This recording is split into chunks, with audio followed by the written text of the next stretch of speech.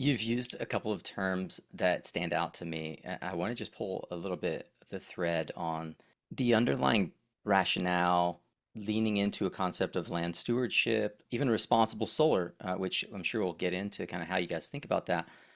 The utility scale solar, there are a different dynamic set of problems that need to be solved, different stakeholders, as you point out, than there are in Resi. But if you look at like Resi and the national vernacular or sort of conversation that happens, it's all around things that whether you're a Democrat or a Republican, you can identify with this idea of resiliency, this concept of owning your energy.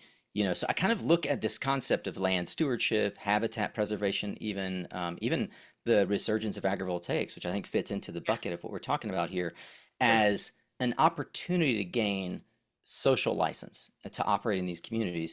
Could you talk a bit about how do you as a developer connect with the long-term nexus of your work in a community and this concept of biodiversity? I think looking at the local community is a great start to how we want to tailor the future of this site. In heavily agricultural areas, we're looking more towards how can this land be used for combining both maybe agricultural use on site or have the site have some fringe agricultural benefits. In other areas of the US, it might be a different flavor locally where, it's more about preservation and creating habitat and this and that. And it's very possible to do both.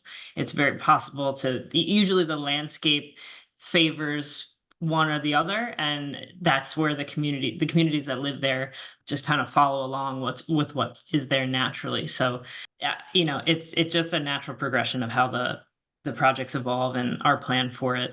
And I would say, on the topic of agrivoltaics, of course, that's the combination of solar energy and agriculture. It's something that's very emerging in the US, in the US solar market, as I'm sure you know. At our team at Lightsource BP, we actually have a director of agrivoltaics. She's a founder of the American Solar Raising Association, and she's a solar farmer herself, Lexi Hain.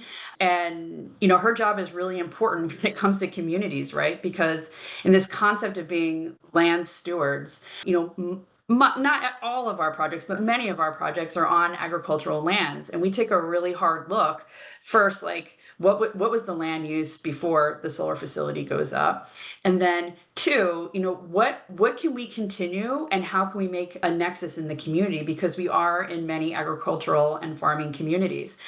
And I have to say, over the last 4 years, it's really been unbelievable to see like how we've grown this program. We have actually over 2 gigawatts right now of operating projects contracted with farming families, which is and I'm so proud to say that, because it's 4 years ago I had no idea how complex this would really be, and we worked really hard for this. Yeah, 2 gigawatts of projects, and we have around 18 farming families and projects all around the country where these families are bringing sheep in to graze, and we find that sheep are incredibly efficient at maintaining the grass underneath and around the panels. And for the audience, if you've not seen a utility scale solar project before, that the footprint itself is actually very, very small, right? The panels sit on steel posts. There's lots of land available underneath and around the array, and it's perfect for grazing. And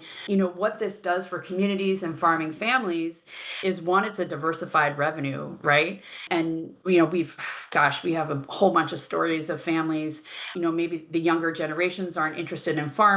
This provides like the revenue that has really helped keep family farms and farms and families for future generations. And also, grazing area can be really scarce, and so we're providing a food source for sheep. And agrivoltaics, by the way, is it's really any type of agriculture. So we also do honeybee production and beekeeping. We do haying. That's another form of agrivoltaics. And very soon we're going to crack food production under and around the array. As you can imagine, there's a lot there with shading and things and access and things like that, but there's a lot of really interesting research going on right now, and we're like very tied into DOE and others who are looking at this. And I think, at least from the Lightsource BP perspective, we've got this booming solar grazing program and honeybee, but food is the next thing for sure. I think it makes such a difference in the community where, you look at a solar site and it's like, oh my gosh, wait, there's, high value pollinators, and there's sheep grazing, and they're making honey, and we've got farmers working there. So, sort of, Nico, back to your concept of the social license, we're really trying to integrate as much as possible, if that makes sense, into the areas where we work.